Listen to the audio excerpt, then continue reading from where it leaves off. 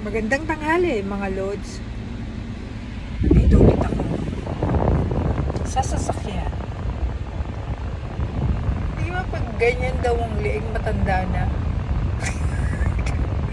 Mga lods, pagka daw ganyan ang leeg, ganyan, matanda na raw yun. Totoo ba yung mga lods?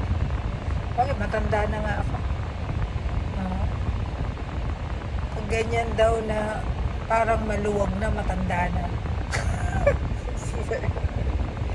Kumusta naman kayo mga lods? Kumain na ba kayo? Ha? Nalanghalian na ba kayo? Matanda kasi ganyan pa itsura mo. Ano ba yan? Paano tumanda nga ako dito sa cellphone ko? Gusto na ganyan pa itsura mo. Oh? Na? Paano tumanda nga ako? Bakit matanda na ako? Hindi mga lods. Nakalabaw lang ang tumatanda. Ay mga lods, buhay natin. Hindi natin alam kailan matatapos. Trabaho nakakasawa na. Pero kailangan natin kumayod. Kasi hindi ka kakain pag di ka nagtrabaho. Wala naman magpapakain sa'yo. Sino magpapakain sa'yo? Di ba mga lods? Sino magpapakain sa'yo? Wala.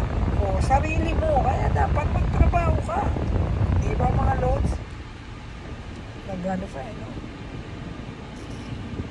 Nag-advise po. Kahit walang nanonood, okay lang. Diba? Kamusta nga pala dyan sa aking mga kapitbahay?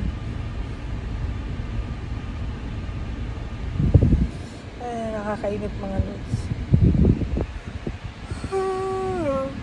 Magkakantok. Pasensya na kayo. Salamat po sa panonood. Bye mga lods. Bye.